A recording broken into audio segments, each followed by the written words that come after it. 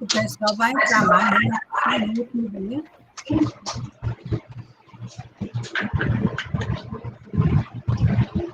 Boa noite.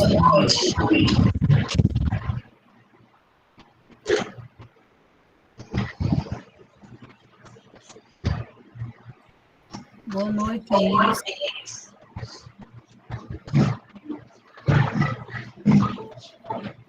A turma é grande, né? Sim. Quase 100 inscritos. Quase 100 inscritos. Foi.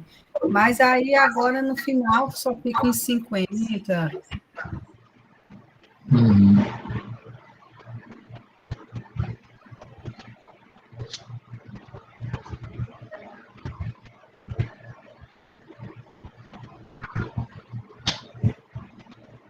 Vai começar, Mariana? Porque está dando retorno, hein? Está dando interferência no microfone de Ebert, de vocês dois. Então vou desligar o ventilador. É o ventilador. Parou? Parou agora? Parou, sim. Mas tu vai ficar no calor, né? Eu vou desligar o meu. Eu estou esperando elas começarem. Não, a janela está aberta aqui. Então, boa noite a todos e todas. Sejam muito bem-vindos e bem-vindas. Agora vamos dar início, ao nosso último encontro do curso Educação e Cidadania, os Direitos Humanos e o ECA no currículo escolar. O nosso encontro tem como tema a responsabilidade dos professores e da comunidade escolar frente à proteção das crianças e adolescentes e o papel do Conselho Tutelar. Nesta noite, teremos como palestrante Ebert Costa do Rico. Ele é graduado em Geografia e Pedagogia, especialista em Educação Profissional de Jovens e Adultos, especialista em Educação de Surdos. Ele é especialista também em Tradução e Interpretação de Libras, mestrando em Geografia, tradutor e intérprete de Libras da UEPB e membro do primeiro Conselho Tutelar de Campina Grande. Então, antes de começarmos, a gente lembra mais uma vez de registrar a presença, colocando a categoria de cada um, o nome e a categoria, seja aluno ou professor. E só para lembrar que, para quem ainda não conseguiu entregar alguma das atividades do curso, que o prazo é até amanhã, para que a gente possa fazer também o requerimento dos certificados. E aí, agora a gente passa a palavra para a Ebert. Qualquer dúvida, comentários ou questionamento, vocês podem ir colocando no chat ou no final da palestra a gente vai abrir para o momento do debate. Então, é um prazer, Ebert, tê-lo conosco e sinta-se à vontade. Muito obrigado, Paloma. É um prazer estar aqui com todas vocês, Boa noite a todas. Gostaria de agradecer antecipadamente a professora Lenilda, que fez o convite, já há um tempo, para participar desse momento aqui com vocês, um momento muito especial, É um prazer para mim estar aqui com vocês discutindo sobre a questão do Conselho Tutelar, alguns do Estatuto da Criança e Adolescente, e o trabalho do Conselho Tutelar frente à temática da educação. Dá licença, deixa eu só fechar a porta. Então,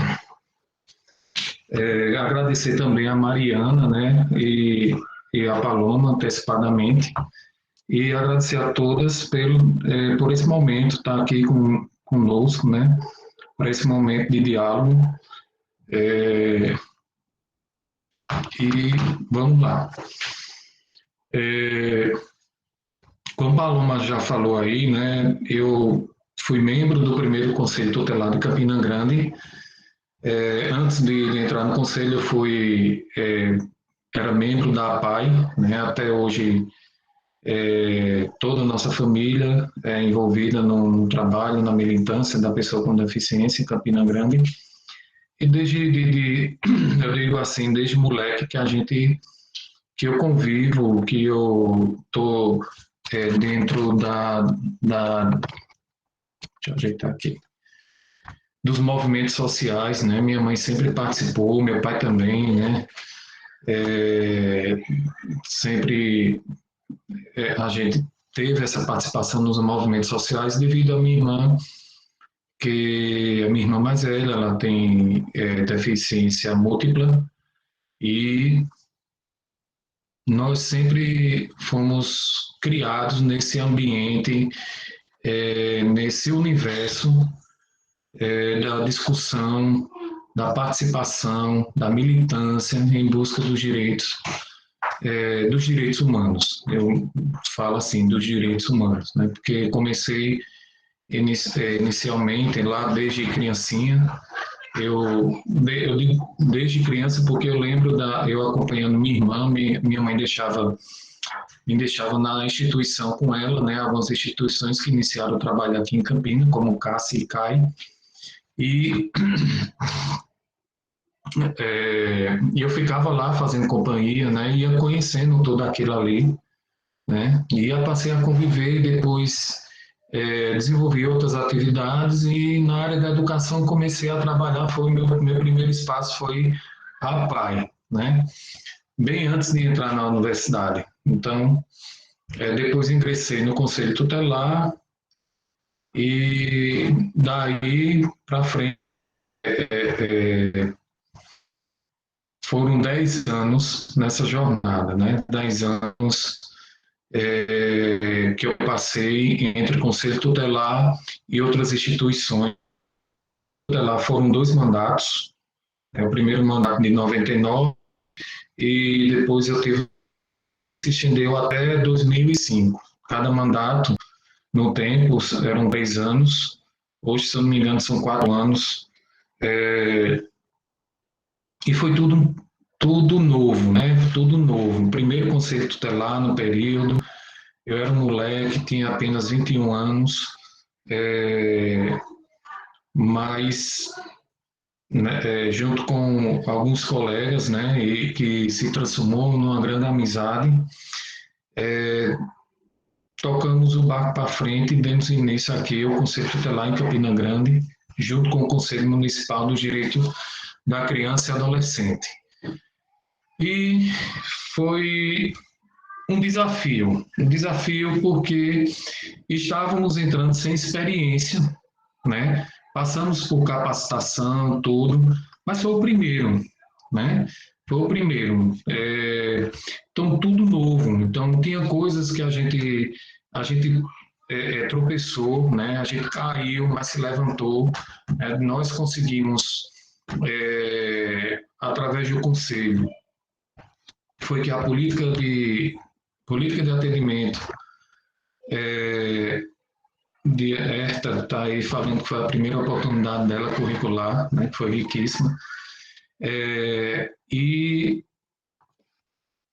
junto com o Conselho de Direito e as entidades em Campina Grande, governamentais e não governamentais, nós começamos a movimentar o município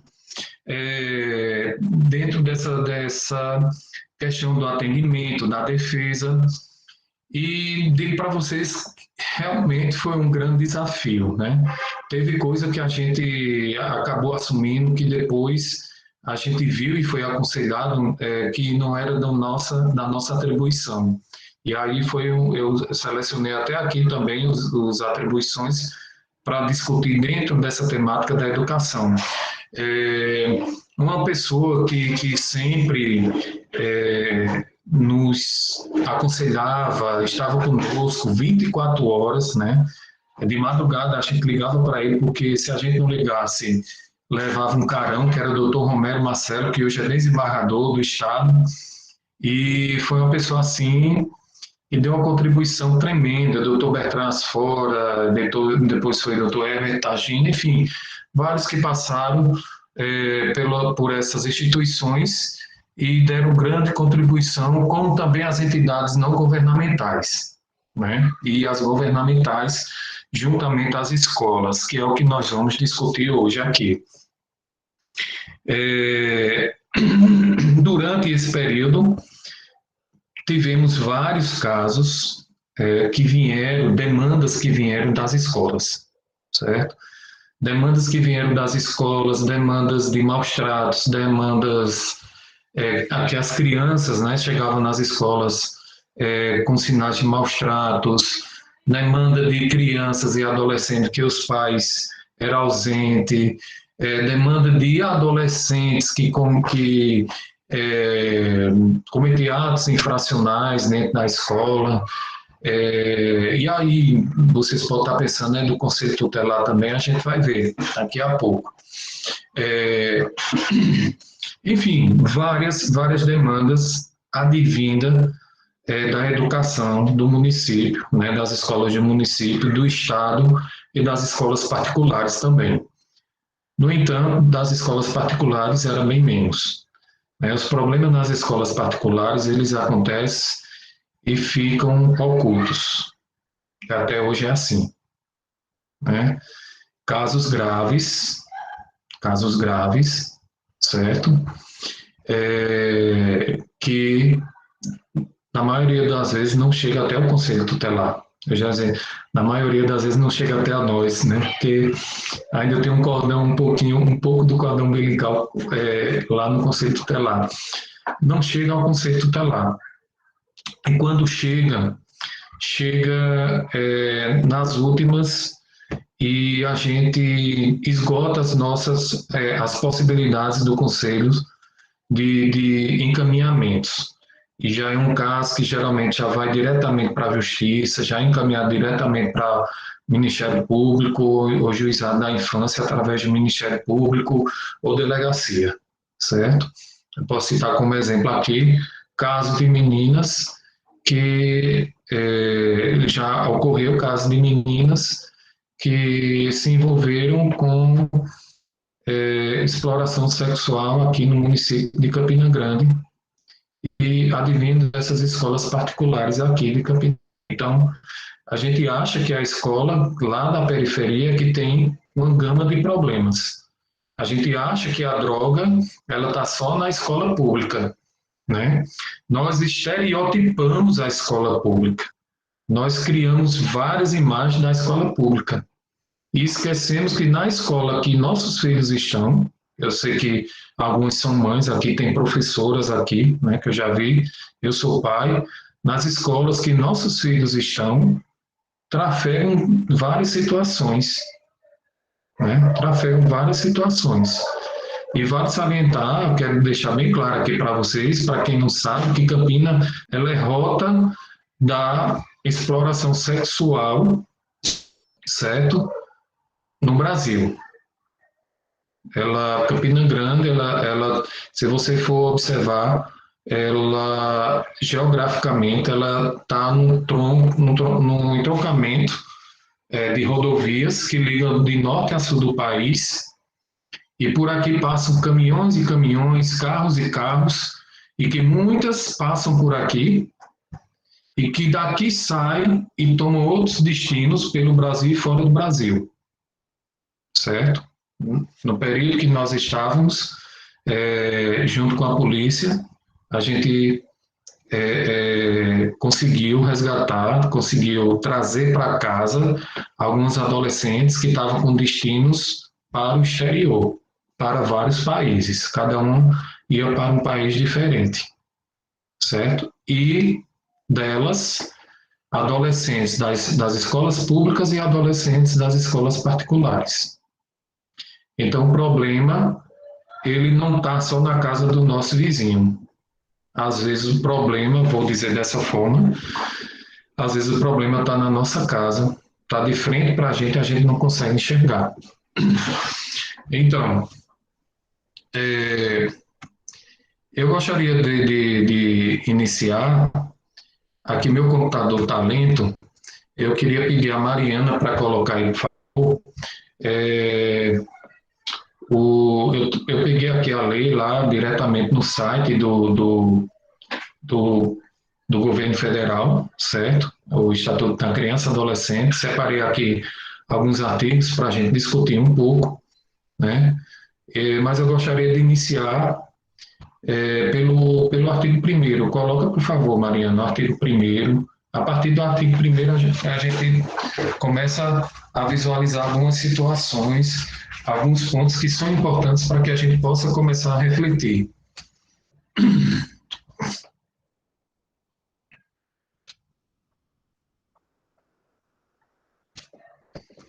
Eu preferi, porque meu computador está muito lento. Aí eu pedi para a Mariana ficar nesse controle aí de estar colocando o que a gente vai discutir, que a gente vai conversar um pouco agora. Né? Tá, colocou? Só um momento. Certo.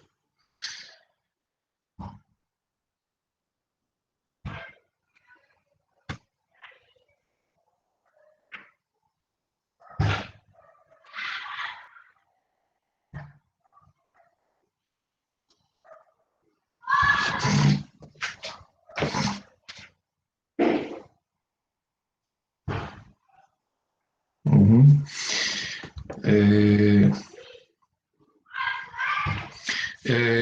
Então vamos lá.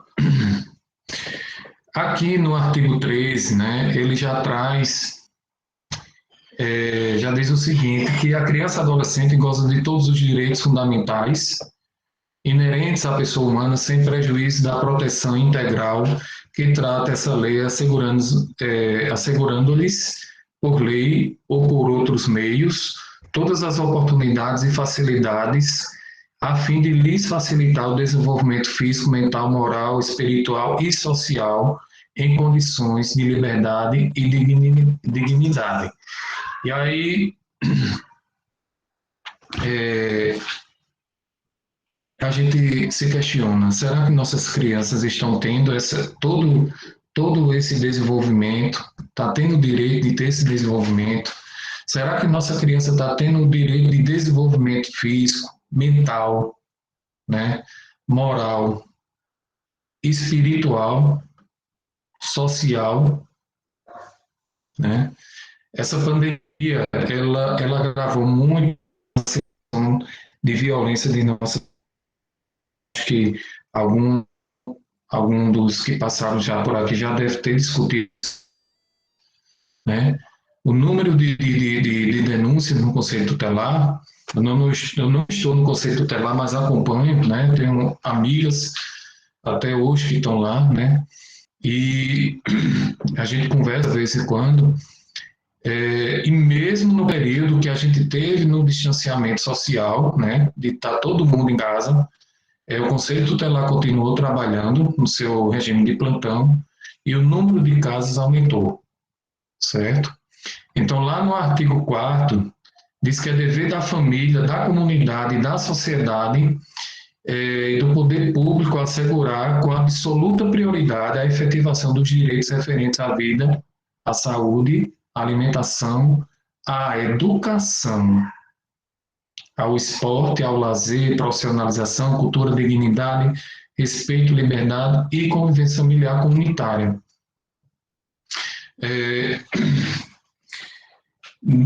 Logo embaixo, no artigo, no C, não artigo, inciso C, nós vamos a partir do A, nós vamos ter primazia em receber proteção e socorro em qualquer circunstância, certo? Precedência de atendimentos de serviços públicos ou de relevância pública, certo? Preferência na formação e na execução de políticas sociais públicas e destinação privilegiada dos recursos públicos nas áreas relacionadas com proteção à infância e à juventude. Pois bem, o Conselho Tutelar ele tem como atribuição de assessorar o poder público municipal quanto à questão dos recursos advindos para cada cada serviço desse, cada serviço de profissionalização, de cultura, de esporte, lazer e educação, o Conselho Tutelar ele tem como atribuição de assessorar o governo municipal, ou seja, de acompanhar a discussão do orçamento em Campina Grande, como nós estamos em Campina Grande, de acompanhar toda essa discussão do orçamento, como está sendo direcionada, quais são as propostas, se está sendo contemplada tal bairro que está faltando uma escola, que está faltando um atendimento, que está precisando de uma estrutura melhor, né, de uma reforma na escola. Então, o Conselho Tutelar ele tem por atribuição de acompanhar e assessorar o Poder Executivo Municipal na elaboração de sua proposta orçamentária. E aí eu quis trazer esses artigos inicialmente aqui, para que a gente possa refletir antes da gente iniciar, que eu gostaria de iniciar aqui pelo as atribuições, certo? As atribuições, Mariana, coloca aí na aba, por favor, das atribuições do Conselho Tutelar.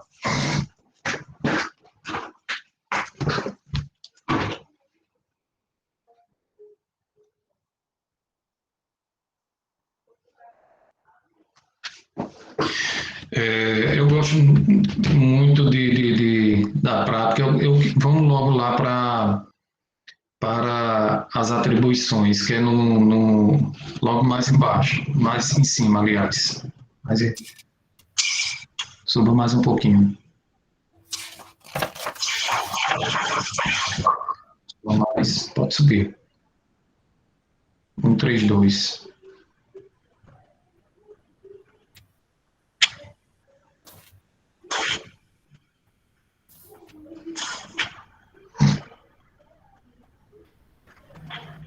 Vamos logo para as atribuições, porque aí a gente já vai discutindo quanto à questão do artigo 53, que são os artigos, a partir de 53, ele é específico, pronto, 131, 132, 134, vá para o desça mais um pouquinho, 136, pronto. Aí. Vamos para a prática. Aqui não é nenhum curso para conselheiro, né, tutelar, apesar de que vocês podem se candidatar aqui em Campina Grande, no município, basta que vocês comprovem, mediante o edital que os conselhos de direitos lançam, se vocês têm atuação ou não na política de atendimento à criança e adolescente, de atendimento ou de defesa. Eu gosto muito de ir para a prática, certo? Enquanto eu estou na sala de aula, eu acho que eu estou ausente, e aí eu estou falando como professor, estou me colocando no lugar e também falando como professor. Eu acho que eu estou ausente, posso achar que eu estou ausente de qualquer responsabilidade em relação a algum aluno meu, mas nós não estamos. Como professor, eu tenho a obrigação, se chegar Joãozinho na minha sala, certo? Não vou falar nem o caso de espancamento. Vamos falar no caso um caso em que ele está com dificuldades de visão e que você percebe e não faz ciente a direção da escola, você já está responsável por um descumprimento, certo? De uma situação de necessidade daquela criança que deveria ser comunicada à autoridade, certo? Então, nós temos pura e inteira responsabilidade sobre aquela criança que está na nossa sala de aula. E aí eu citei o exemplo da criança com problema de visão, porque passou aqui um dos casos, aqui em Campina Grande, nós tivemos um caso em que uma criança foi espancada por causa que não estava chegando com as atividades sem, não estava fazendo as atividades, certo? Essa criança foi comunicada através da professora. O pai comunicou, a professora comunicou ao pai, e a forma que foi comunicada, né, o pai já vinha, isso foi na zona rural, o pai já vinha do trabalho, né, trabalhava na roça, trabalhava na enxada, já vinha de sangue muito quente, por certo, é uma pessoa já de comportamento agressivo, e foi comunicado pela professora que a criança estava sendo irresponsável, não estava fazendo as atividades e isso e aquilo. Enfim, quando chegou em casa, essa criança sofreu uma surra, que quando chegou até a nós, essa criança, as costas dela estavam num estado que ela não aguentava nem a camisa, certo? Então, e no final de tudo, a gente entrou no caso, a Secretaria de Educação aqui nos comunicou logo de imediato, né? A Secretaria de Educação fazia parte do Conselho de Direito, então ela tinha, a pessoa que representava o município nesse período tinha uma grande atuação junto com os conselhos, de uma responsabilidade muito grande, e de imediato nós tivemos o conhecimento e tomamos as providências. No final de tudo, pessoal, essa criança, ela não fazia as atividades nem na sala, e não chegava em casa, não tinha apoio dos pais para fazer as atividades, ela não fazia as atividades em sala de aula, não estava conseguindo. Um dos motivos era porque ela estava ela estava com a deficiência visual, certo? Já no grau avançado. Ela não estava enxergando quase nada. E aí a nossa responsabilidade como professor é muito grande, né? Nossa responsabilidade como professor é muito grande. Então, o Conselho Tutelar, dentro das suas atribuições, certo? Ele ele deve comunicar todos os atos os atos infracionais, que eu digo, não são os atos infracionais praticados pelos adolescentes, as infrações praticadas tanto pelo poder público, e aí quando eu me refiro ao poder público, eu me refiro do prefeito à pessoa lá dos serviços gerais. O Conselho Tutelar ele tem a autoridade de representar ao Ministério Público qualquer membro do serviço público, em qualquer caso de infração, seja ela administrativa, seja ela penal, a autoridade judiciária através do Ministério Público. Então, dentro das atribuições, o Conselho Tutelar ele tem e deve requisitar serviços públicos, e um desses serviços é o serviço de educação, certo? É o serviço de educação, ele pode requisitar e deve requisitar o serviço de educação, seja daquela criança que esteja próximo ou não à escola. O Conselho Tutelar, ele deve, através da Secretaria de Educação, encaminhar essa criança até a escola. E os casos de descumprimento, artigo 236, os casos de descumprimento devem ser encaminhados também à autoridade judiciária. Ou seja, se eu recebo um encaminhamento da escola, a escola tomou todas as medidas que deveriam ser tomadas, registrando tudo em ata, registrando a ausência dos pais, todas as notificações dos pais que foram realizadas têm que ser registrado em ata, o não comparecimento tem que ser registrado em ata, tudo, qualquer coisa, se a criança levar uma topada, me desculpa a forma de falar, tem que ser registrado em ata. O grande problema nosso, como profissional de educação, nós como profissionais de educação, a gente tem que ter, a gente às vezes quer se ausentar de alguma responsabilidade, eu vejo por esse lado. mas nós não devemos fazer isso. Aqui em Campina Grande, a gente teve um problema muito grande no início, porque tanto os profissionais de educação quanto os profissionais de saúde, eles queriam se ausentar das responsabilidades. Teve profissionais de saúde, médicos, que a gente teve que notificar o Ministério Público do descumprimento dos encaminhamentos do Conselho Tutelar. Ou seja, se a criança chega até o ISEA, vamos dizer, o ISEA, com espancamento, sinais de espancamento, deve ser comunicado a quem? Ao Conselho Tutelar. O Conselho Tutelar vai providenciar o encaminhamento dessa criança, a delegacia, fazer representação do caso ao Ministério Público. E na delegacia vai ser requisitado um exame, né, do IML para comprovar se houve ou não espancamento referente àquela criança, com aquela criança.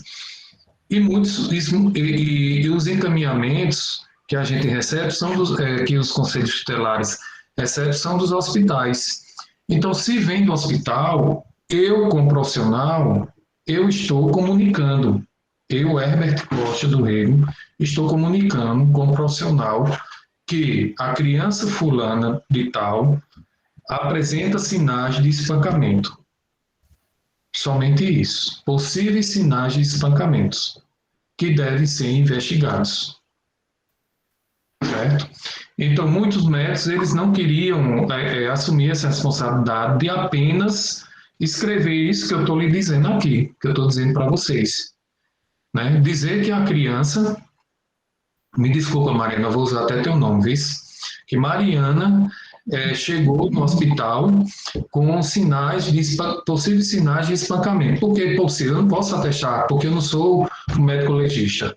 Então, possíveis sinais de espancamento. Por mais que eu não sou médico legista, mas eu sei, né, na maioria dos casos, que aquilo é um sinal de espancamento. Então, tem que ser de imediato encaminhado a Instituto Médico Legal, né, para que seja feito o exame e verificar ou não, fazer a comprovação daquela situação. E assim também na educação. Muitos profissionais não queriam assumir a responsabilidade de que aquela criança estava na sua sala de aula e que ela era vítima de abuso sexual, de exploração sexual, vítima de espancamento, certo? Se ausentava, certo? Nesses casos, o Conselho Tutelar, né, me desculpe se eu estou falando assim, só quanto à questão legal, que eu posso sofrer ou não. Eu só estou deixando vocês cientes, porque vocês vão enfrentar a sala de aula. Aqui alguns já enfrentam sala de aula, né? Alguns têm profissionais aqui, com certeza já sabem, provavelmente, de todas essas responsabilidades.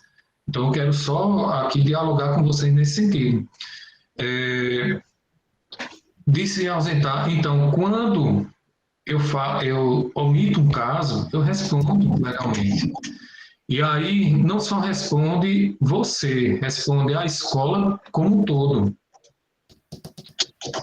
Responde a diretora, responde a direção e responde o profissional. E que ambos podem perder o cargo ou serem afastados das suas atividades por um tempo. Já aconteceu, entendeu? Então, tudo que chega de aula, eu tenho que registrar. Eu, como professor, eu tenho que registrar que Mariana da Silva, eu não sei nem se seu sobrenome é esse. Mariana da Silva, vamos dizer que seja esse, ela chegou na minha sala de aula com um olho roxo, chegou na sala chorando sem controle, que Mariana está apresentando um comportamento retraído, que Mariana está apresentando um comportamento agressivo. Ou seja, nós temos que registrar tudo. É a nossa responsabilidade. É uma vida. Assim como o médico cuida de uma vida, nós também estamos ali com uma vida e somos responsáveis também. Todos nós somos responsáveis por aquela vida ali. por enquanto ele está conosco, né? Eu sou da pedagogia também. Aquela criança vai estar na minha sala de aula, né? Eu tenho que ter o cuidado, além de professor, eu tenho que estar observando isso também. Primeiro de tudo, isso é um ato humano. Isso não é uma obrigação, meramente uma obrigação. Isso é um ato humano, né? Eu lembro muito bem, quando eu era criança, tinha um homossexual que às vezes ele era espancado na rua, né?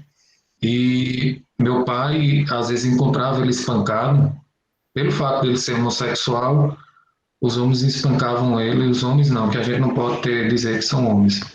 Espancava ele e ele ficava lá pela rua caído. E não só uma vez, mas mais de uma vez que eu lembro, meu pai chegou a ajudá-lo, né, levou para casa e, junto com minha mãe, cuidaram dele e tudo, né, e, e aquilo teve muito significado na minha vida, né, que aquilo é uma ação humana, né, não é pelo fato de ser meu pai apenas, mas para mim como filho, né, aquilo ali foi um grande exemplo de um ato nobre, né, de um ser humano. Que hoje a sociedade, a gente pensa que a sociedade ela está, às vezes eu penso que a sociedade ela está ficando mais humanizada, mas ao mesmo tempo eu vejo que ela não está, né, porque e agora ultimamente a gente tem acompanhado coisas absurdas, né, de atos desumanos, de verdade, que a gente nunca imaginou na vida. E no Conselho Tutelar chegaram casos e casos que a gente nunca imaginou acontecer na vida. Eu achava que o caso que chegou hoje de Mariana foi o extremo. Mariana chegou toda espancada, isso e aquilo. Ai, Jesus, eu chegava comentando em casa com minha mãe, às vezes com minha esposa, eu disse, olha, hoje eu já vi tudo que um ser humano podia ver na face da Terra. Pelo contrário, me enganava. Porque no outro dia chegava outro caso pior, e a cada dia está piorando. Infelizmente, a verdade é essa. Nós não conseguimos até agora não conseguimos dar enfrentamento a muitas situações. A muitas situações.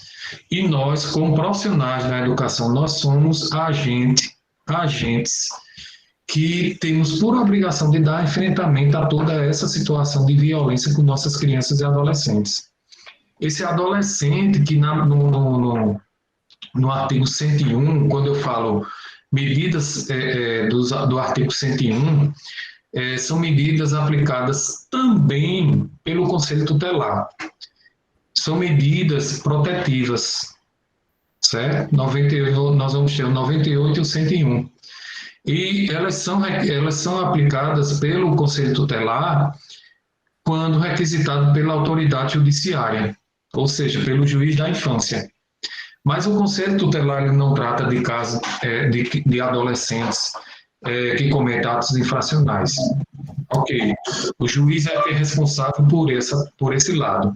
Mas se aquele adolescente que cometeu um ato infracional está sendo acompanhado no juizado da infância e adolescente, da infância e juventude, se ele está sendo acompanhado lá e foi identificado que ele não está em sala de aula, o juiz de imediato comunica ao Conselho Tutelar e requisita a medida do 101, do inciso do 1 a 7, e dentre essas medidas requisitar o serviço de educação, ou seja, colocar ele na escola. A escola também faz parte da educação. Os artigos o artigo 129, de 1 a 7, que são as medidas pertinentes aos pais, também é de responsabilidade do Conselho Tutelar. E aí, entre essas medidas, ao justamente acompanhar pais e filhos no que se refere à educação, ao acompanhamento, à matrícula, todo acompanhamento que deve ser dado. aquela criança, aquela adolescente. Mariana, por favor, vamos lá para o 53. Agora.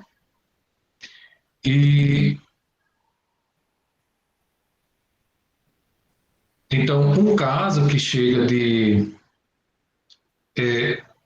vamos dizer, Joãozinho vem evadindo da escola. Então, o professor, eu falei só o professor, né? O professor registra em seus registros lá e comunica à direção. E aí eu aconselho que essa comunicação seja por escrito.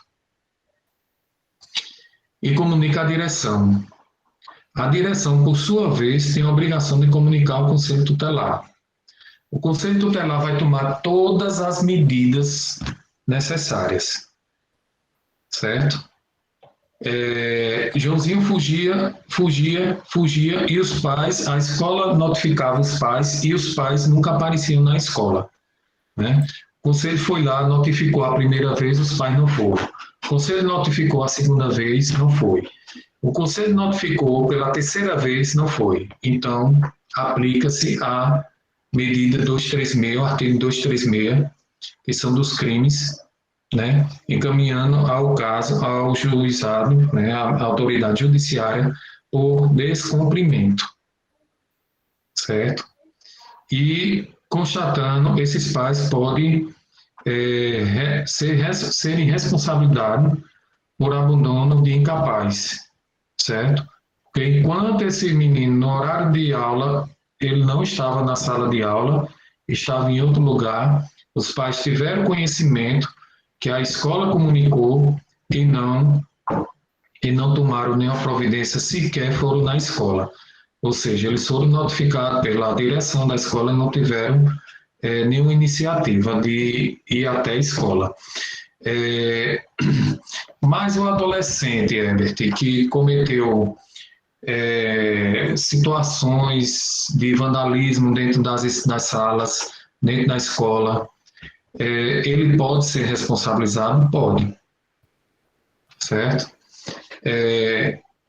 Pode ser responsabilizado e a escola deve comunicar. Não pelo fato só dele ser adolescente, não, mas é logo com a delegacia. Não, pode comunicar e deve comunicar ao Conselho Tutelar. Deve comunicar ao Conselho Tutelar. O Conselho Tutelar vai tomar suas providências, encaminhando às autoridades competentes. E esgotada todas as possibilidades da escola e através do Conselho Tutelar, o caso deve ser encaminhado ao Ministério Público, né? Mas desde antes, o Conselho já faz a comunicação ao Ministério Público. Já aconteceu casos aqui de adolescentes terem que serem transferidos, certo? E cumprir medidas socioeducativas, que são medidas que são aplicadas aos adolescentes que praticam atos infracionais, certo? E aí foi comunicado ao Conselho, o Conselho fez todo o acompanhamento com a escola por um bom tempo. Esses acompanhamentos e as medidas que deveriam ser aplicadas foram aplicadas. E desde o início, o Ministério Público tem conhecimento de tudo isso, certo? Esses adolescentes, eles podem ser responsabilizados, sim. Eles podem receber transferência, eles podem responder por medida de proteção, não, medida socioeducativa, por atos infracionais, e aí o juiz é que vai caracterizar, né, quais os atos infracionais, para que ele venha cumprir essa medida. Enfim, eu estou falando isso porque, assim, muita gente questiona, e sempre que eu falo, muita gente pergunta, mas você só fala na questão do professor e o adolescente que pratica o ato infracional dentro da escola. O ato infracional praticado pelo adolescente dentro da escola deve ser comunicado e ele deve ser responsabilizado. Agora, vai ser responsabilizado quando fizer comunicação, quando as autoridades tiver ciente do que vem sendo praticado. E aí, especificamente no artigo 53, 54, 55 e 56, é o que vem tratando sobre a questão sobre os direitos, né? O direito da educação, à cultura, ao esporte e ao lazer. Certo? No artigo 53, diz que a criança e o adolescente têm direito à educação, visando o pleno desenvolvimento de sua pessoa, preparo para o exercício da cidadania e qualificação para o trabalho, assegurando-lhes igualdade de condições para o acesso e permanência à escola, certo? Igualdade de condições. Quando eu sempre leio esse artigo e vou para esse inciso, eu sempre não tem como eu não lembrar da questão da pessoa com deficiência, que é o que eu trabalho, né? Igualdade de condições. Será que aquela pessoa com deficiência está tendo igualdade de condições naquela escola? Será que o surdo, que vamos dizer, com quem eu trabalho hoje, né? Ele está tendo o direito ao intérprete em sala de aula? Hoje, foi garantido pela LDB, faz parte agora, né, da LDB, a escola bilíngue para surdos. Então, todos os municípios, eles devem ter agora escola bilíngue para surdos. Né? Isso foi uma conquista da comunidade surda. Foi uma conquista. Porque o espaço bilíngue para surdos é um progresso, certo? Não estou concordando com o que esse governo vem fazendo aí em relação à política da pessoa com deficiência, não, que foi um retrocesso tremendo, certo? Está sendo um retrocesso tremendo, porque foram anos de luta, anos de militância, anos nós, família e pessoas com deficiência, lutando pelos direitos das nossas pessoas com deficiência, dos nossos filhos, certo? Dos nossos alunos com deficiência, e de repente isso tudo vem de água abaixo, certo? Retroceder, que a gente precisa separar instituições, né, de atendimento, reabilitação e escola inclusiva, certo? Eu sou do movimento Apaiano, como eu já falei, né? Nós sempre lutamos pela inclusão da pessoa com deficiência na escola. Né? Os nossos usuários que antes estavam na PAI, hoje eles estão na escola. Certo? Hoje eles estão na escola. Aqueles atletas que tiveram oportunidades de estar ganhando ali medalha, eles passaram pela escola, ou estão na escola. Mas porque eu tenho uma deficiência agora, porque eu sou cego, e tenho condição de estar numa escola regular, uma escola inclusiva, eu vou ter que ficar o dia todo dentro da instituição. Não tem necessidade. Eu só vou para a minha instituição quando eu preciso de um acompanhamento, quando eu precisar de um acompanhamento de um profissional de psicologia, de fono, de fisioterapia, de qualquer área para reabilitação, de reforço escolar, ou então aqueles que estão lá no processo de aprendizagem, porque o grau de deficiência ainda eles não conseguiram, ainda estão sendo trabalhados, alguns conseguem, outros não conseguem serem socializados, certo? Existem casos e casos, certo? A minha irmã, ela tem 54 anos. 54 anos. Ela começou a estudar bem lá, quando era jovem, bem nova, parou, porque se sentia excluída na escola, e depois de adulta, acho que, não sei, eu não me lembro, 40 e poucos anos, ou 30 e poucos anos, ela voltou para a escola e cursou até a 8ª série, que é o 9º ano, né? E foi para o primeiro, mas quando chegou no primeiro ela desistiu, porque ela reconheceu, né, o limite dela, ela viu que ela não conseguia mais, né? Nós tentamos, conversamos, tentamos, mas ela disse que não queria mais. E aí tivemos que respeitar o espaço dela, né? E que não faça esse retorno, que ela passou por um processo de exclusão agora no retorno para a escola, né? Ela sofreu, certo? Então, igualdade de condições para acesso e permanência na escola, certo? Muitos pais ainda têm uma grande barreira em relação às pessoas com deficiência, né? Quando tem alguma pessoa com deficiência na escola. Eu digo isso porque meus filhos estão na escola, eu sei de pais que, e na escola que meus filhos estudam, é uma escola inclusiva, né? E eu sei de pais que tinham filhos matriculados e tiraram os filhos da escola porque tinham pessoas com deficiência, certo?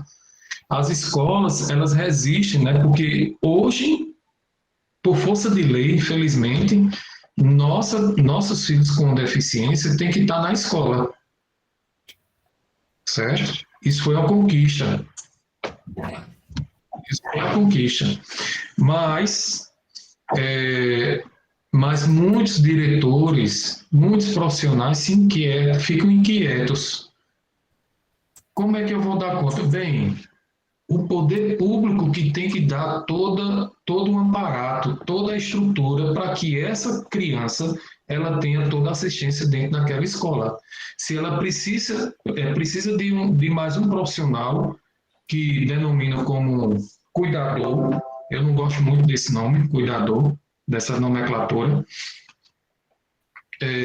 de mais outro profissional, né, que o ideal é que essa pessoa que é dito como cuidador seja um profissional da pedagogia, um profissional da educação, e que não seja um cargo um cargo político, né, que a gente sabe que na maioria são, que essa pessoa seja um pedagogo, que essa pessoa seja um profissional da educação e que tenha toda a formação para acompanhar aquela pessoa.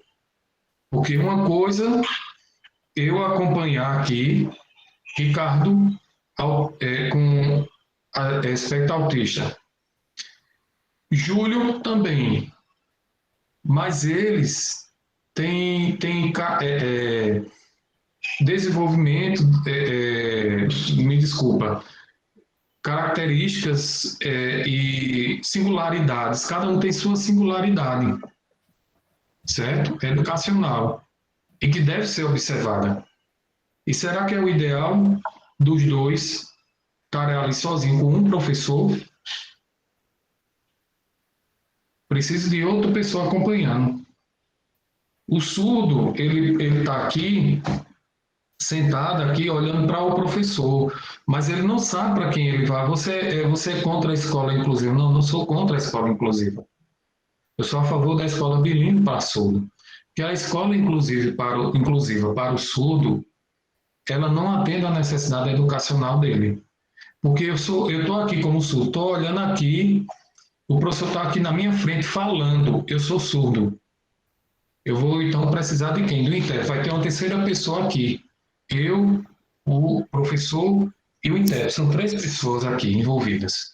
Então, eu não sei para quem eu olho, para o professor ou para o intérprete. Quando for uma aula na área de humanas, com o intérprete, eu vou poder, talvez, dependendo do que o professor estiver explicando, eu vou poder ficar olhando bem para o intérprete. Mas quando o professor estiver fazendo cálculos matemáticos ali, eu vou ir falando ao mesmo tempo, de costa para mim, que eu sou surdo. Para quem eu devo olhar? Então, na escola bilíngue, ele vai ter o ensino, né, bilíngue. Os profissionais têm que ser bilíngues, tem que ter a primeira língua, a segunda língua como a língua de sinais. Ou se for professor surdo, certo? Que hoje tem muitos professores surdos, né? Nós temos uma aluna na UEPB que está se formando em biologia, nós temos um aluno que terminou especialização, que se formou em educação física, nós tivemos Júlio César, eu cito até o nome, que foi nosso aluno na UEPB, fez mestrado na UFCG e hoje está fazendo doutorado na UFCG, certo?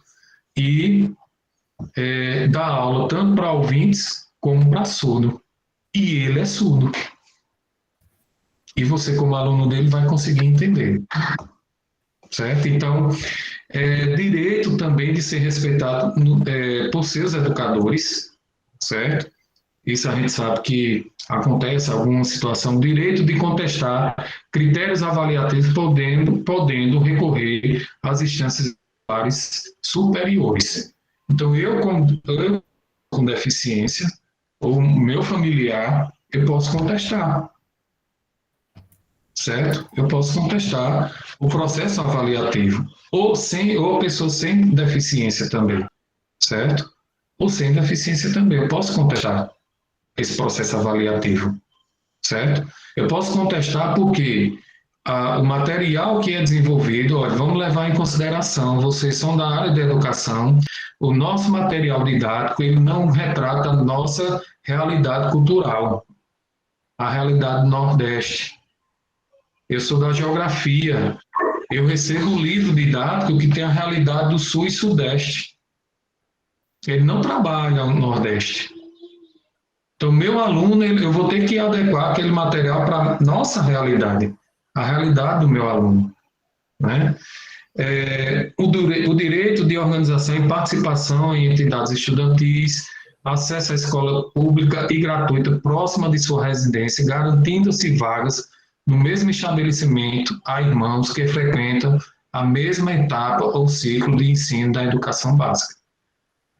Porque, às vezes, quando chegava muito, a gente ia matricular os alunos, ia matricular aquela criança, e eram irmãos, 4 irmãos, 2 ficavam num canto e 2 ficavam em outro. 2 ficavam na escola e 2 ficavam em outra escola.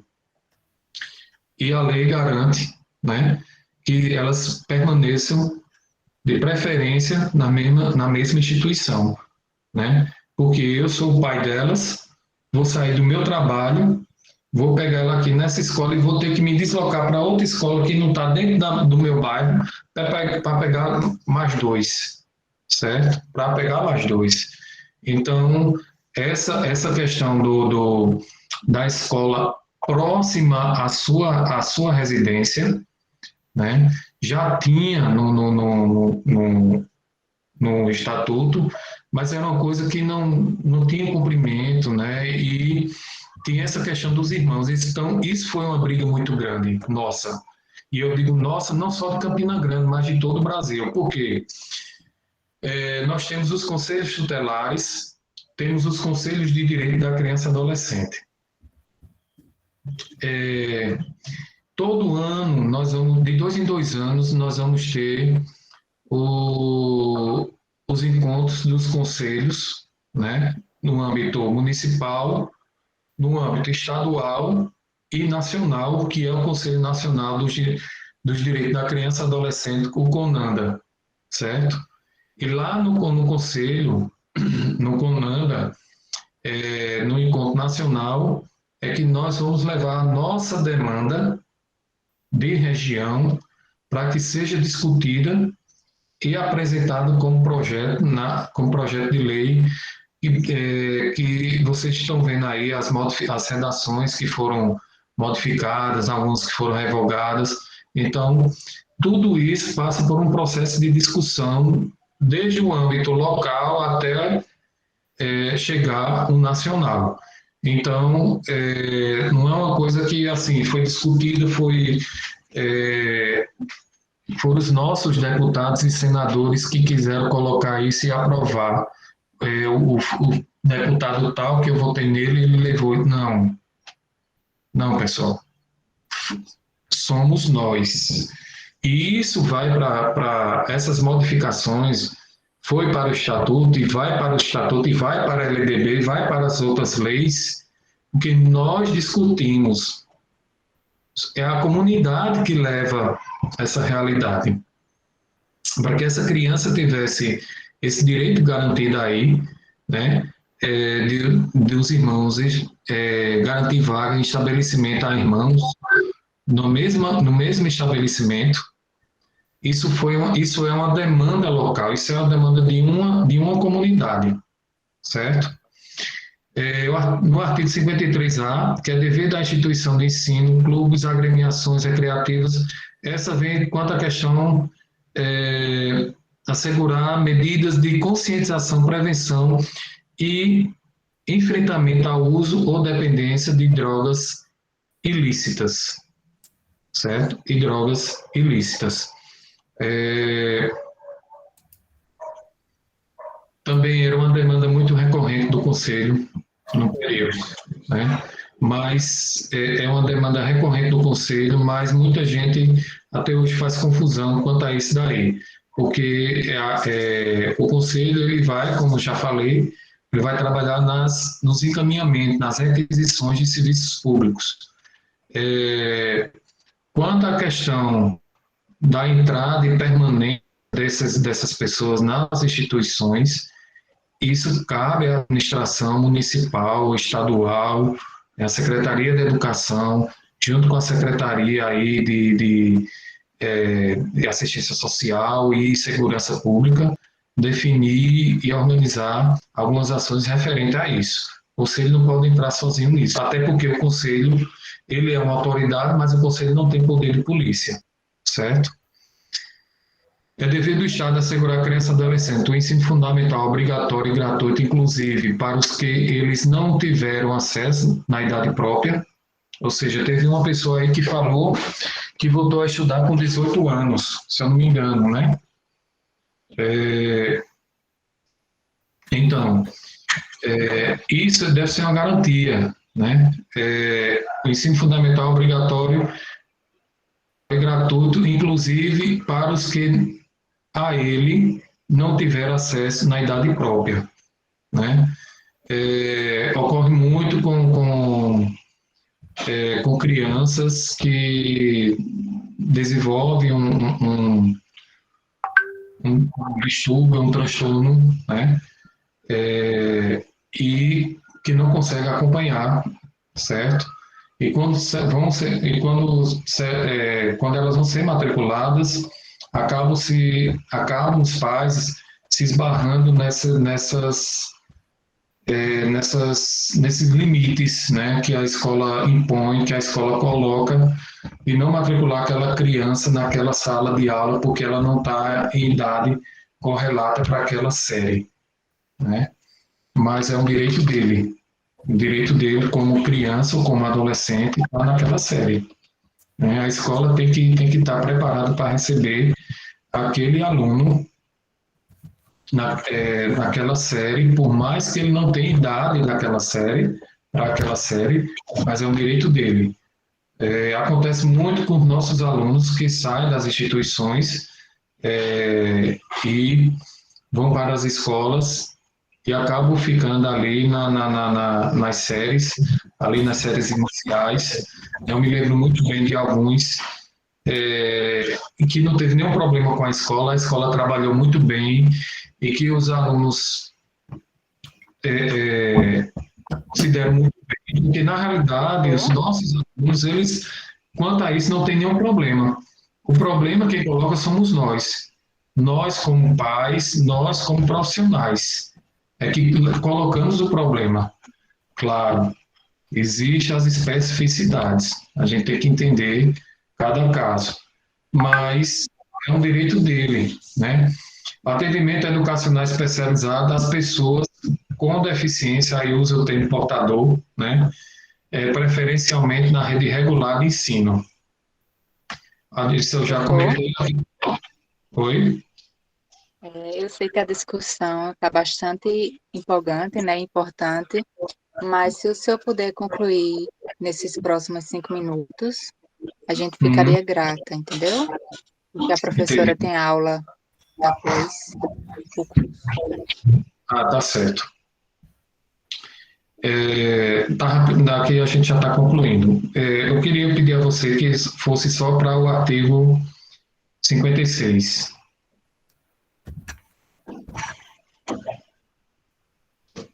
Cinquenta e seis.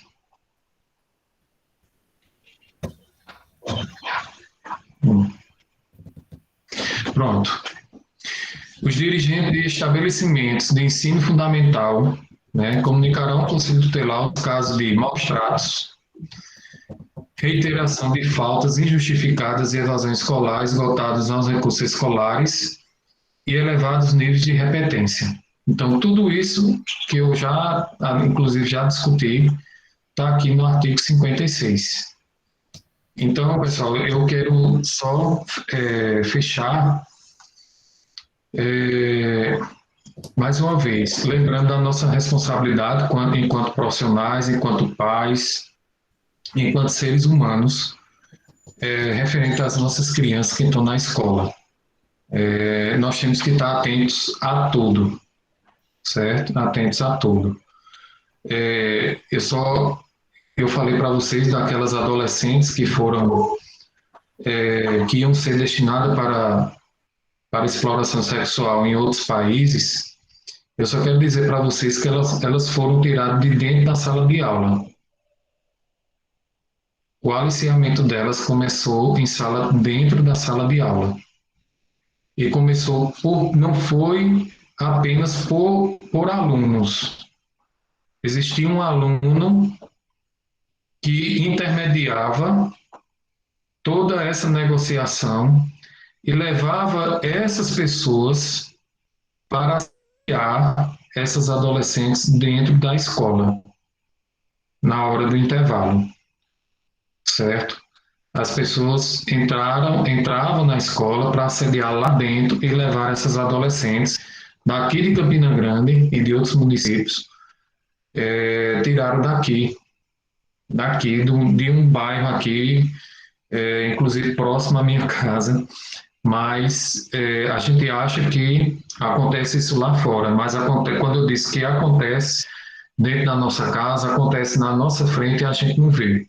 E aconteceu dentro da escola e passou despercebido entre os profissionais, tantos da portaria, enfim. Foi um caso que foi investigado e demandou muita parceria das instituições, que envolveu Polícia Federal, Polícia Rodoviária Federal, Ministério Público, Polícia Militar e Civil, os conselhos tutelares, e num período, graças a Deus, conseguiu desmanchar essa quadrilha, né? E as adolescentes foram encaminhadas para suas famílias e alguns responsáveis foram presos, mas foram tirados de dentro da escola. Então a gente tem que estar atento a tudo. Tá certo, pessoal? Eu agradeço mais uma vez, espero que tenha contribuído de alguma forma, certo? Agradeço as meninas, né, que estiveram aí ajudando. Agradecer a professora Lenilda por essa oportunidade de estar aqui com todas, conversando um pouco sobre a nossa atuação como profissional diante da nossa responsabilidade mediante o Estatuto da Criança e Adolescente.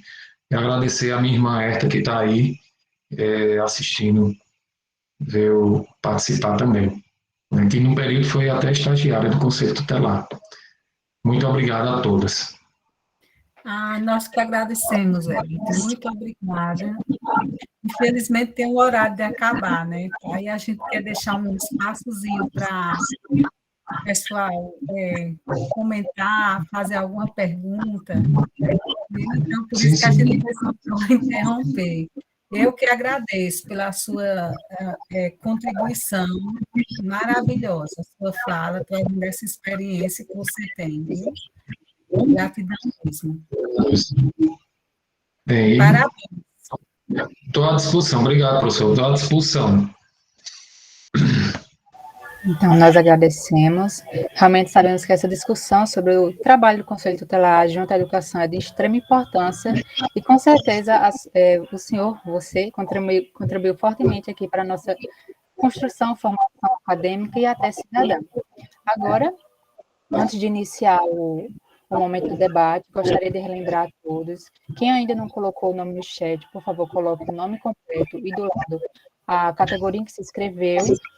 E relembrar também o prazo final para entrega de todas as atividades, que é amanhã, é a data final, pois a gente precisa fazer o levantamento certinho para poder encaminhar a Probex e solicitar os certificados.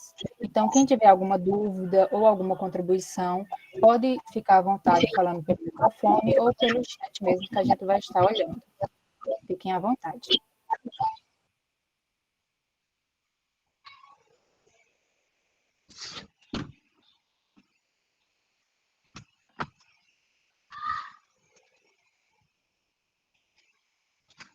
Alguém gostaria de falar alguma coisa?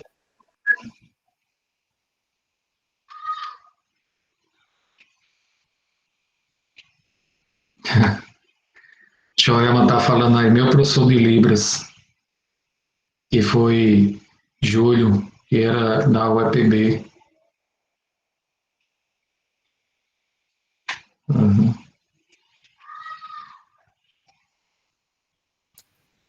Joelma disse que a dissertação dela foi sobre surdos, né? Quer falar, Joelma, sobre sua dissertação?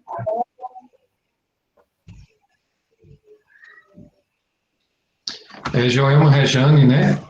É, Inclusive o mestrado dela,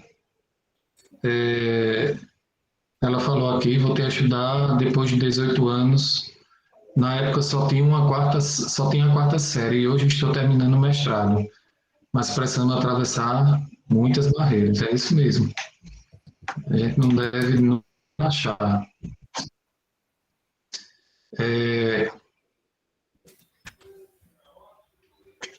Lívia, né? Com uma pergunta aí.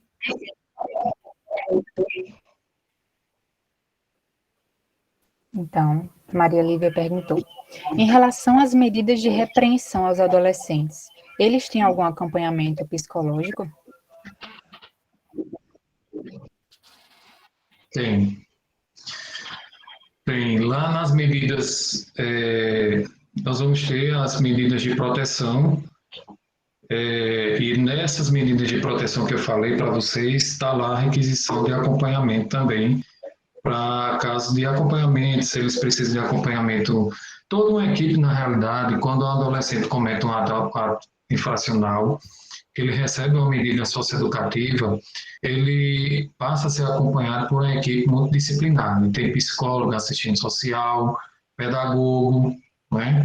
Inclusive, tem concurso, de vez em quando, nas varas da infância e da família, também, se eu não me engano, da família, mas pelo menos na vara da infância, no Ministério Público tem pedagogo também, né? A figura do pedagogo, e eles são acompanhados por essa equipe. São acompanhados por essa equipe. O adolescente que cometeu o ato infracional, ao ponto de cometer, a pessoa chegar ao ponto de cometer um ato infracional, ela passou por todo um processo, né? Várias situações que aquela criança passou ali na vida dela, várias, vamos dizer, de espancamento, de crianças que nasceram no âmbito das drogas, e aí esse adolescente que está ali na rua consumindo droga, com os pais consomem drogas, né? Ele vai para a escola, porque a avó coloca ele na escola, né? Mas ele já está envolvido com as drogas, vai querer um dinheiro para comprar pelo menos o crack, a pedra de crack dele, ele vai furtar, ele vai cometer um ato infracional. Então, assim, eu sei que é difícil, às vezes não é fácil você, por exemplo, você está numa rua e ser assaltado por um adolescente. Eu já fui assaltado. Em 5 de junho de 2019, roubaram meu carro aí na UEPB e foram 3 adolescentes armados. Foram 3 adolescentes armados. E quando eu desci do carro, que eles iam me colocar dentro do carro, né? Tava mandando entrar na mala, eu saí correndo. Né? Saí correndo e quando eu vi um ônibus desses que vem de estudante, o ônibus parou, que eu olhei, aliás, antes do ônibus parar, eu corri, olhei para trás, eram 3 moleques que estavam entrando no carro, que moram aqui perto de mim, que eu moro aqui perto da UEPB. 3 moleques que estavam ali. São vítimas da sociedade. Eu não sei como foi a criação desses meninos. E aí só esses meninos que estão na favela que cometem ato fracional, não. Um dos maiores crimes que teve aqui em Campina Grande foi cometido por jovens da classe média. E que eram adolescentes no tempo, estudavam nas Damas, na Lourdinas, no Motiva. Mas como é a vida desses adolescentes em casa?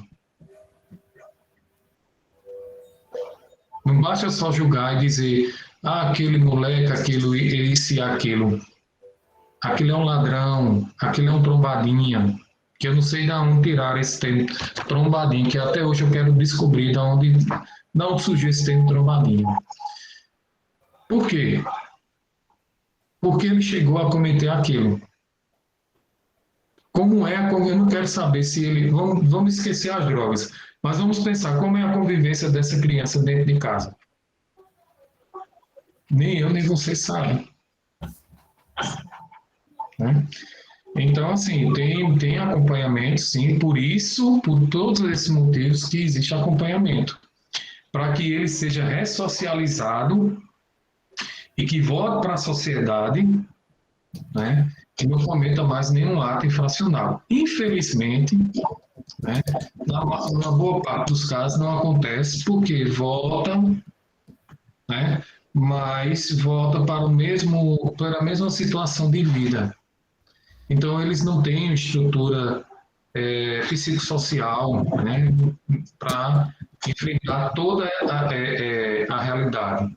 Tudo que foi trabalhado ali com eles, né, são poucos que a gente conhece que conseguem se ressocializar e ter uma vida diferente. Eu conheço muitos que estão aí, de vez em quando, encontram aqui, pelas ruas, no centro da cidade, em outro lugar, foram adolescentes que cometeram atos hoje são profissionais, certo? Mas que é que vai dar a um adolescente racional? Estou recriminando vocês o que vocês estão pensando, não. Eu também tenho minhas falhas também, certo? Eu não estou me isentando aqui de alguma coisa que eu possa pensar, que eu possa julgar, não. Todos nós por esses processos, né, que a gente fica inquieta nosso ser, certo? Inquieta o nosso ser. Mas a realidade da rua é muito cruel. Não sei se eu consegui responder. Não sei quem foi que perguntou também. Esqueci o nome. Respondeu. Herbert, inclusive, aqui em Pedagogia, a gente tem uma aluna, que é Joana Dark, que ela fez um dos encontros foi com ela. Ela é aluna, ela já é socióloga, faz mestrado também, e ela trabalha no nome na CREAS, né? CREAS. No CREAS. Ela é educadora, ela trabalha justamente com esses meninos que cometem esses atos racionais. Ela, acho que não sei se foi o terceiro ou o quarto encontro que ela veio falar. Foi muito interessante, e a perspectiva que ela trouxe foi a mesma que você trouxe agora também, né? Olha só, pessoal. São vítimas. Desculpa, professora, eu entrando aí, Nada. atrapalhando só. Quando chegavam meninos no conselho que era de outro estado, era engraçado. É, é, e veja só como o ser humano é. Quando chegavam pessoas com deficiência no conselho tutelar, era encaminhado para quem? Para mim. Uhum. Ah, meu Deus do céu, por que vocês não atendem aí? Não, não, mas você está acostumado, aí eu acabava atendendo, acompanhando. Quando chegavam meninos de outro estado, e aí, se ele chegou aqui em Campina Grande tem a obrigação de deixar ele, da onde ele for, o Conselho Tutelar tem que deixar, né?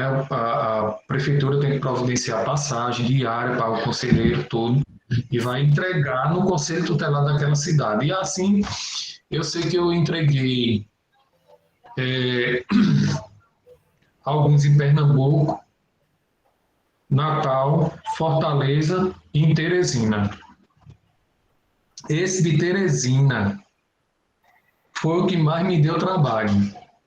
Ele era quase maior um pouco do que meu menino de 5 anos, né? Mas ele tinha 10 anos de idade. Ele era maior um pouquinho do que o meu menino de 5 anos. Então, esse menino, ele veio e se juntou com um grupo de meninos do sertão daqui, de Cajazeira, de Patos, que vieram para Campina Grande e estavam fazendo alguns furtos, né, ali pelo centro da cidade, e foram apreendidos e levaram para o Conselho Tutelar, e a gente entrou em contato logo de imediato com o Conselho Tutelar de Teresina, e logo de imediato, quem foi deixar? Eu. Fui deixar esse menino. Né? A gente deixou os de Patos, depois deixou os de Cajazeira. E chegou lá, eu peguei um ônibus e fui embora para Teresina. Minha gente, vocês não têm noção não. Esse menino não parava dentro do ônibus. Ele ficava correndo para lá e para cá, para lá e para cá, e querendo roubar as pessoas. Ele mexia, quando eu menos esperava, ele estava mexendo na bolsa do povo. E o povo nem percebia. Aí depois as pessoas começaram a perceber, começaram a ficar inquietos com aquela situação. E aí, graças a Deus, chegou a noite e esse menino foi dormir, certo? Antes dele dormir, ele tava puxando, tinha um senhor, né, na minha frente, bem idoso, careca, só tinha um pouquinho de cabelo, pois ele ainda puxava o cabelo desse homem. Ficava puxando o cabelo desse homem. Olha só, aí ele adormeceu no meu colo. Adormeceu, aí ele disse, eu posso deitar, eu posso botar minha cabeça no colo do senhor? Pode. Aí eu peguei meu casaco e cobri ele, porque o ônibus muito frio, né?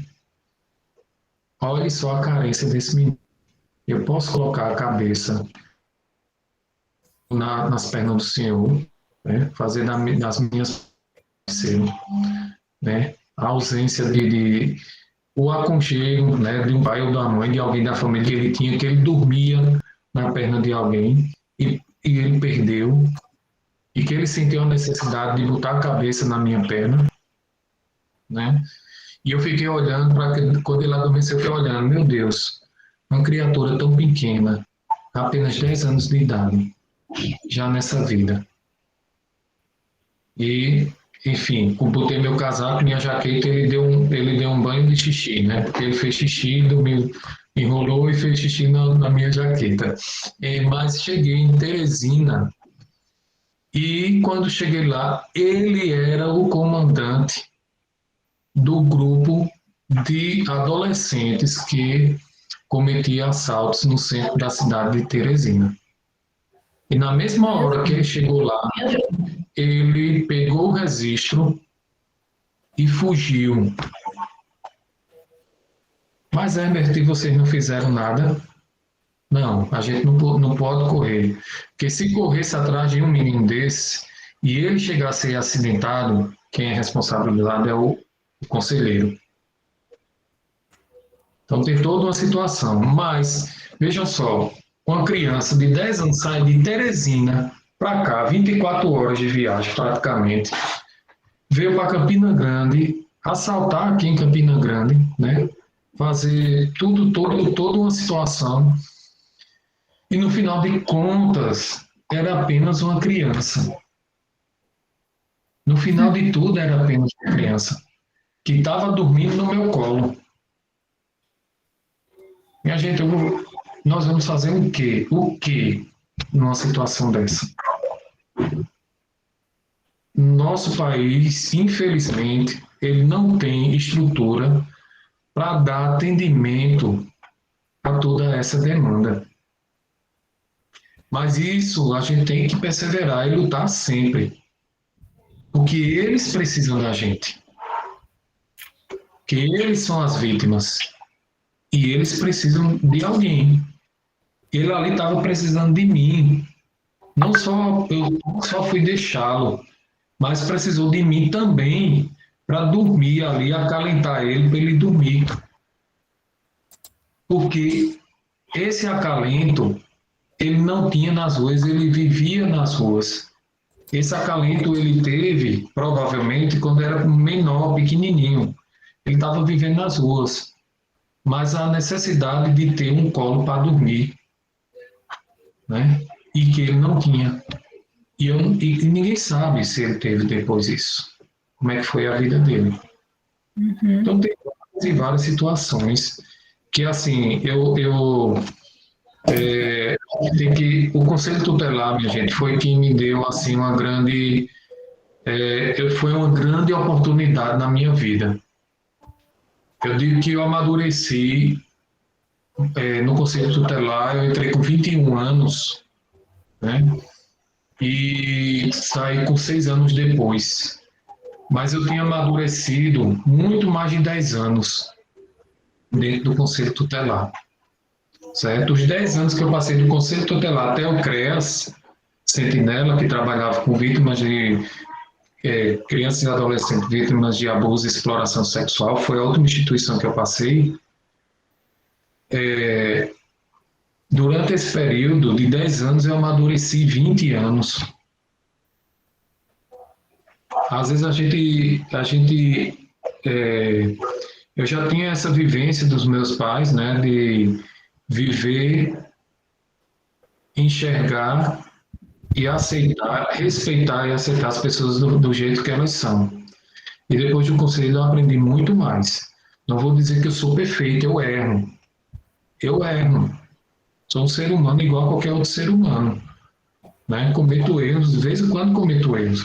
Porque a sociedade, ela proporciona várias novas situações para a gente. A inovação, né? O momento que a gente vive de inovação tecnológica, dessa vida louca que a gente vem vivenciando hoje, ela traz muitas situações, né? Por trás de tudo isso, dentro desse contexto social. Dentro desse contexto social que a educação está inserida. E perpassa, assim, vivencia situações que a gente nunca imaginou vivenciar. De 2000 para cá, a gente já viu situações para cá, bem antes da pandemia. Vivenciou situações que a gente nunca imaginou vivenciar na história do Brasil. E vindo para cá na história mundial. Eu digo da história do Brasil, me desculpe, eu não gosto muito de levar minhas falas para o lado político, mas todas as situações que a gente vem passando, isso me incomoda muito e eu não consigo conviver com isso, não. Não consigo conviver com isso, certo?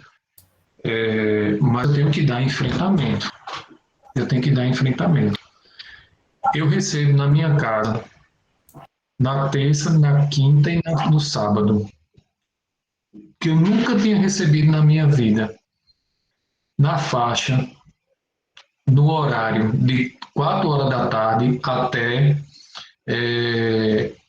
até 5h30, 6 horas, na faixa de 10 crianças e adolescentes que vêm na minha casa pedir o que comer. Porque as mães vêm fazer coleta aqui e eles vêm acompanhando. Isso é criança de 4 anos até adolescente, certo? E vem pedir comida. Comida. Que está sendo o maior problema hoje na nossa sociedade é ter comida na mesa.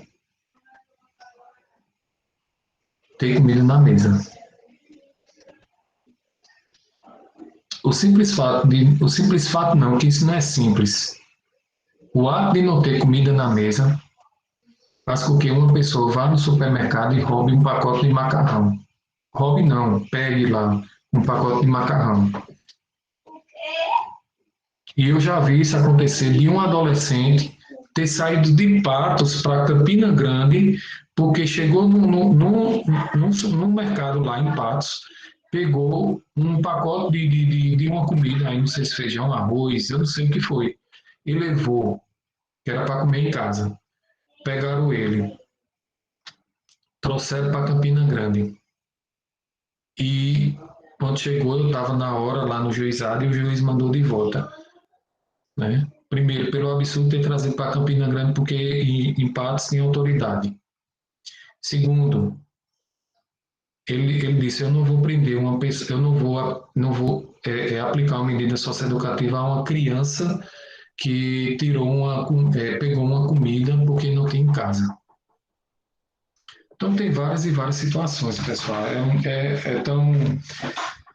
A vida é tão complexa que a gente às vezes fica sem entender muitas situações que a gente vivencia, a gente não sabe como enfrentar. Apenas eu acho que a gente tem que interpretar, né? Tentar interpretar, ou então observar, mas não fazer de conta. Tudo isso está acontecendo e não tomar nenhuma providência. Ou seja, e fazer de conta que nada está acontecendo. Banalizar a situação, né? Então, tá, muito obrigada, Herbert, pela sua fala, pela sua contribuição. Então, a gente vai encerrando o curso, né, já com saudade de todo mundo, dos participantes. Eu quero agradecer aqui a cada um que esteve aqui participando ao longo desses 8 encontros, né, que estiveram aqui conosco. Nós agradecemos o Departamento de Educação, né, em nome do Departamento de Educação da Universidade.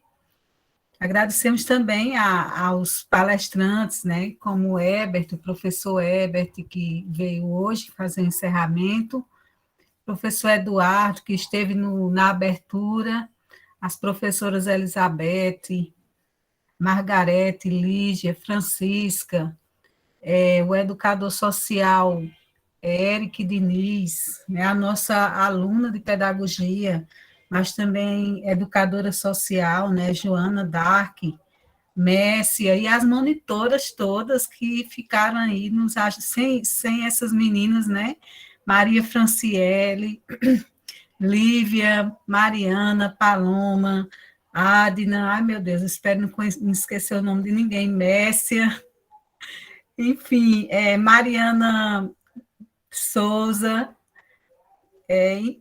Meire, são muitas, então eu vou terminar esquecendo e vou ficar constrangida. Então, muito obrigada, meninas. Claro que a gente ainda tem trabalho, né, a partir de amanhã, para organizar essa lista de certificado e etc., mas eu deixo aqui meus agradecimentos a vocês.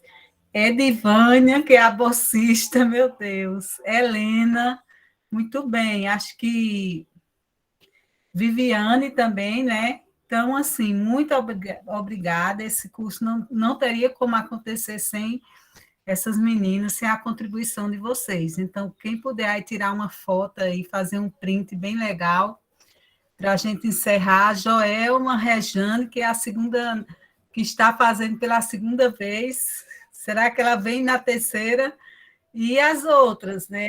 Tiago, que veio, olha aí, Tiago de Buqueirão, tem gente de tantos lugares, né, de tantos municípios. A gente espera realmente ter contribuído um pouco com a formação, né, de vocês, dos professores, dos futuros professores, né, que a gente possa realmente ter deixado uma semente. Essa é a nossa perspectiva, né? O objetivo é promover essa formação continuada e provocar, como fez Ebert tão bem hoje à noite aqui, provocar, trazer essas reflexões, né, tão importantes e tão provocativas, para que a gente saia desse lugar, né, que a gente muitas vezes se encontra de comodismo e possa fazer alguma coisa, né, contribuir para melhorar, né, a sociedade através de nossa ação, né, com as crianças nas escolas, né, sendo o melhor professor possível, a melhor professora possível, o melhor gestor, a melhor gestora, né? Então, acho que a gente contribui quando a gente garante,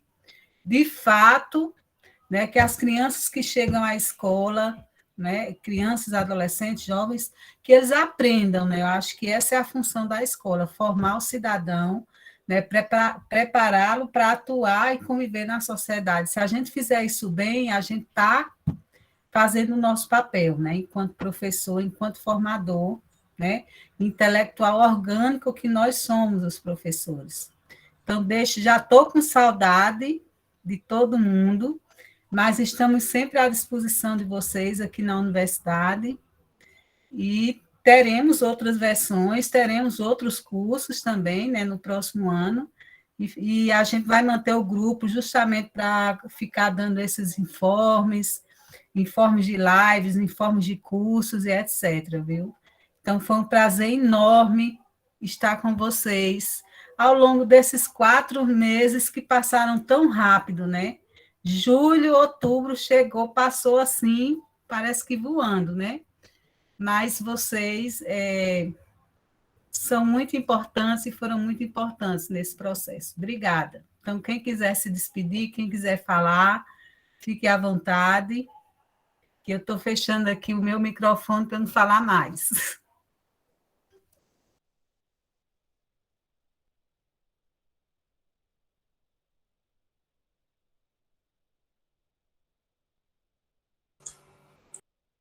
Conseguiram tirar a foto, Mariana?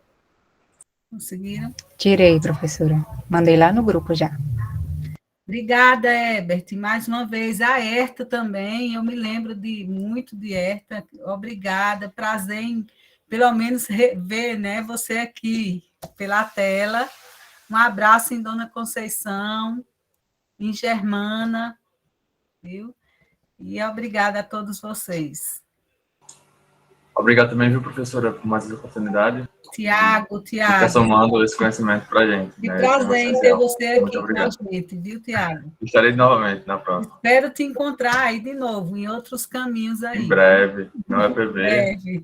Ou em outros lugares. Tá certo. Vai ser um prazer. Obrigado. Então, boa noite a todos. Até a próxima, talvez. Sim, tchau. Dizer, né, meninas, que os certificados vão chegar nos e-mails, não é isso? A partir de quinta-feira, as meninas vão organizar a lista, né? Porque vai aguardar até amanhã, quem tiver com alguma atividade atrasada. Então, organiza a lista. E a partir de sexta-feira, se Deus quiser, eu já estou enviando a lista para a Probex, e aí eles demoram aí uma semana, no máximo 2. Todo mundo vai receber nos e-mails. Qualquer dúvida, coloque lá as dúvidas no WhatsApp. A gravação, professora. Obrigada, Natália, Vitória, Marcela. São muitas. Vou fechar, eu vou terminar a gravação. Obrigada. Tchau. Tchau.